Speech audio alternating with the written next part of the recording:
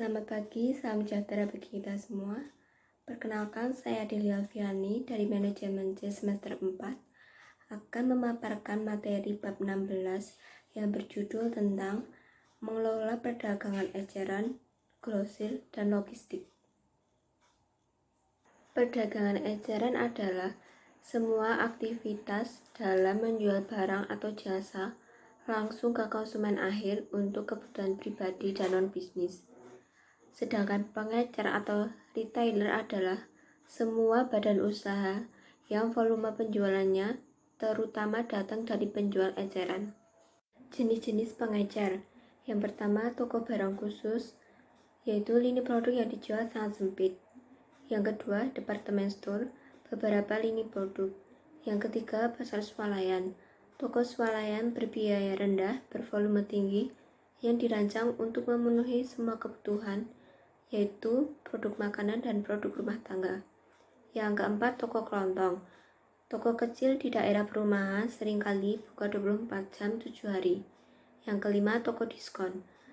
Menjual barang standar atau barang khusus dengan harga murah, dengan margin rendah dan bervolume tinggi. Yang keenam, pengecer off-price. Penjual barang sisa kelebihan barang non-reguler yang dijual dengan harga lebih rendah dari harga eceran. Yang ketujuh, superstore, ruang penjualan yang besar, terutama pada makanan dan peralatan rumah tangga. Jenis-jenis toko baru. Jenis-jenis toko baru memenuhi berbagai profesi konsumen yang luas untuk tingkat layanan tertentu. Pengecer memposisikan diri mereka, terutama dalam menawarkan satu produk. Berikut 4 tingkatan layanan. Yang pertama, swalayan. Swalayan adalah dasar dari semua operasi diskon. Banyak konsumen yang bersedia untuk melakukan proses mencari, membandingkan, dan memilih sendiri untuk menghemat uang. Yang kedua, memilih sendiri. Pelanggan mencari barang mereka sendiri walaupun mereka dapat meminta bantuan wiraniaga. Yang ketiga, layanan terbatas. Pengecer ini dapat memiliki lebih banyak barang dan jasa belanja seperti kartu kredit dan tawaran pengembalian barang. Yang keempat, layanan penuh. Wiraniaga siap untuk membantu dalam setiap tahap proses mencari, membandingkan, dan memilih barang.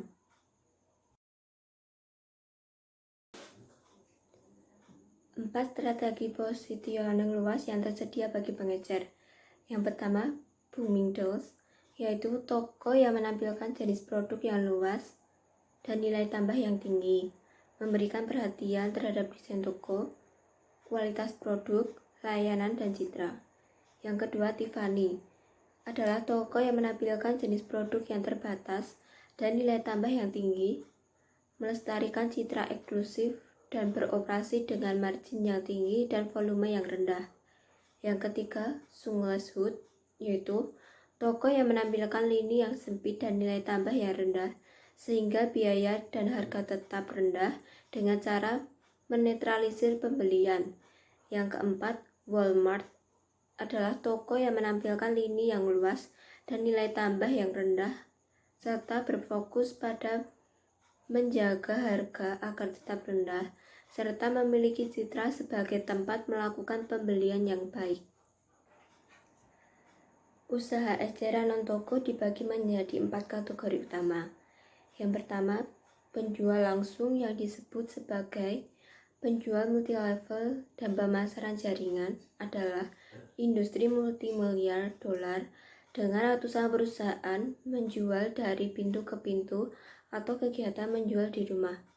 Yang kedua, pemasaran langsung, berakar pada pemasaran surat langsung dan katalog pemasaran langsung mencakup pemasaran jarak jauh atau telemarketing.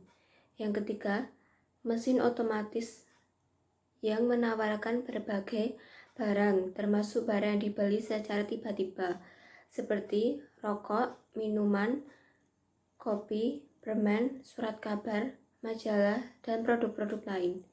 Mesin otomatis seperti ini biasanya ditemukan di pabrik, kantor, toko eceran besar, stasiun, pompa bensin, hotel, restoran, dan banyak tempat lainnya. Yang keempat, layanan pembelian adalah Pengecer tanpa toko yang melayani klien tertentu, biasanya karyawan organisasi besar yang ingin membeli dari sejumlah pengecer yang memiliki diskon banyak sebagai imbalan keanggotaan. Eceran korporat. Organisasi ini mencapai skala keekonomisan, daya beli yang lebih besar, pengakuan merek yang lebih luas, dan karyawan yang lebih terlatih dibandingkan yang dicapai oleh toko independen secara sendiri. Salah satu contoh perdagangan eceran korporat adalah waralaba. Dalam sistem waralaba, terdapat terwaralaba, yaitu individual yang dalam kelompok perusahaan terkait erat dan mempunyai operasi sistem yang terencana, terarah, dan terkendali melalui inovator operasi yang disebut pewaralaba. Waralaba dibedakan berdasarkan 3 karakteristik. Yang pertama, pewaralaba memiliki nama dagang atau jasa yang meresensi iklannya kepada terwaralaba untuk mendapatkan pembayaran royalti.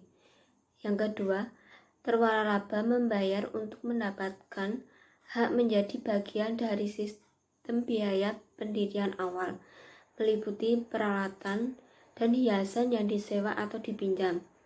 Yang ketiga, pewaralaba menyediakan sistem pelaksanaan bisnis kepada terwaralaba.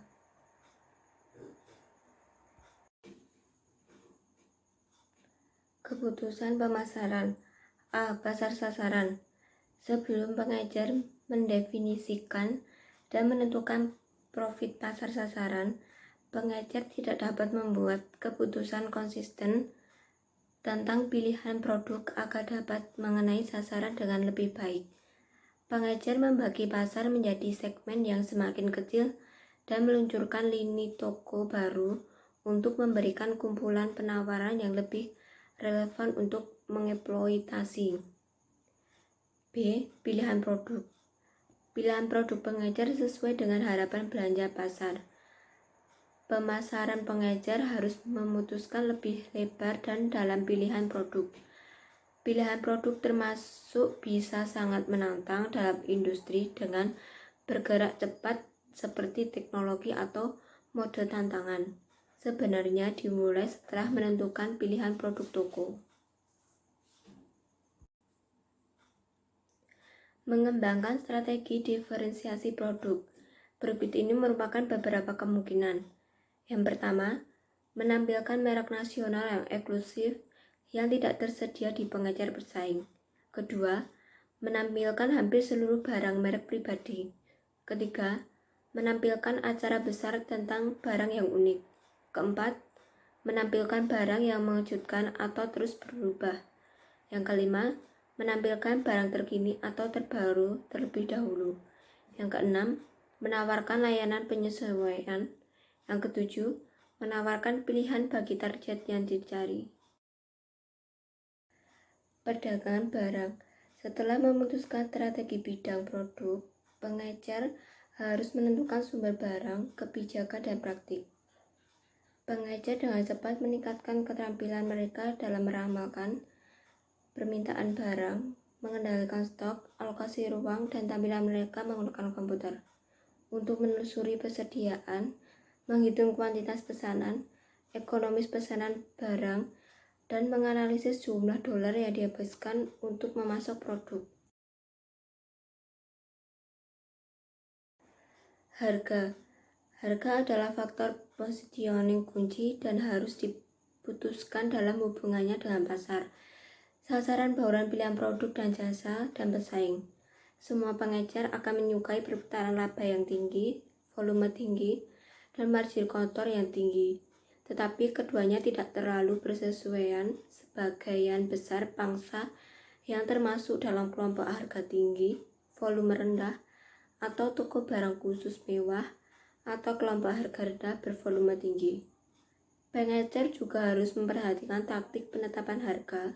Sebagai besar, pengecer akan memberikan harga rendah pada beberapa barang sebagai membangun loyalitas atau memimpin kerugian atau menentukan kebijakan penetapan harga.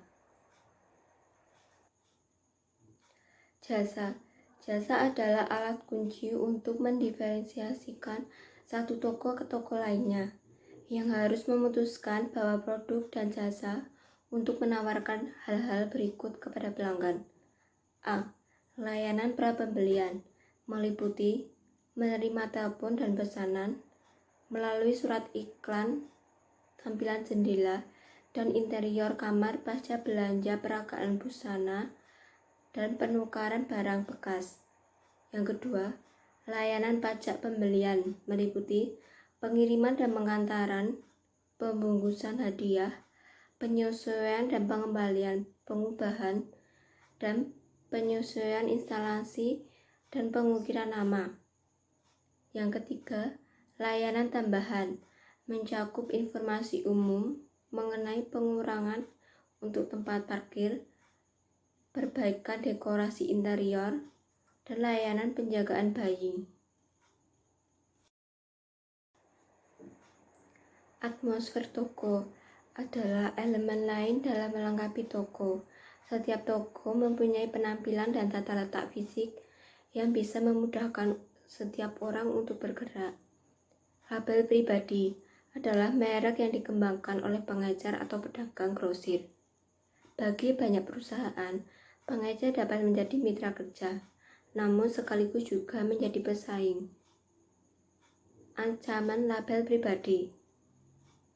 Banyak konsumen menjadi lebih sensitif terhadap harga produsen pesaing dan pengecer nasional karena bisa meniru dan menduplikasi kualitas merek terbaik.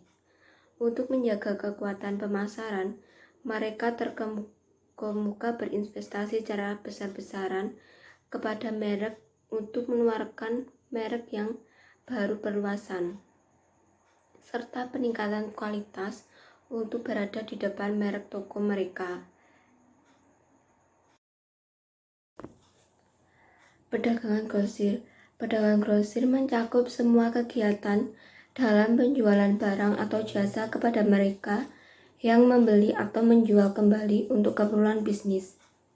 Perbedaan antara pedagang grosir dengan pengecer. Yang pertama, pedagang grosir tidak terlalu memperhatikan promosi atmosfer dan lokasi karena mereka berurusan dengan pelanggan bisnis dan bukan dengan konsumen akhir. Yang kedua, transaksi grosir biasanya lebih besar daripada transaksi eceran, dan pedagang grosir biasanya mencakup wilayah dagang yang lebih besar daripada pengecer. Yang ketiga, pemerintah menangani pedagang grosir dan pengecer dengan cara yang berbeda berdasarkan peraturan hukum dan pajak. Jenis-jenis pedagang grosir. Yang pertama, pedagang grosir layanan penuh, pedagang grosir layanan terbatas, pialang dan agen, cabang dan kantor produsen, serta pengecer pedagang grosir yang khusus. Logistik pasar. Logistik pasar meliputi infrastruktur untuk memenuhi permintaan, lalu mengimplementasikan dan mengendalikan aliran fisik bahan dan barang akhir dari titik asal ke titik penggunaan untuk memenuhi kebutuhan pelanggan dan mendapatkan laba. Perencanaan logistik pasar mempunyai 4 tahapan. 1.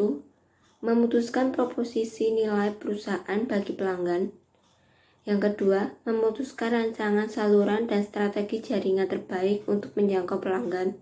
Yang ketiga, mengembangkan kesempurnaan operasional dalam peramalan penjualan, manajemen gudang, manajemen transportasi, dan manajemen bahan. Yang keempat, mengimplementasikan solusi dengan sistem informasi, peralatan, kebijakan, dan prosedur terbaik.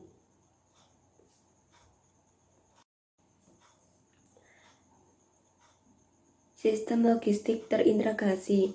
Tugas logistik pasar memerlukan sistem logistik yang terintegrasi, yang meliputi manajemen bahan, sistem aliran bahan, dan distribusi fisik yang dibantu oleh teknologi informasi.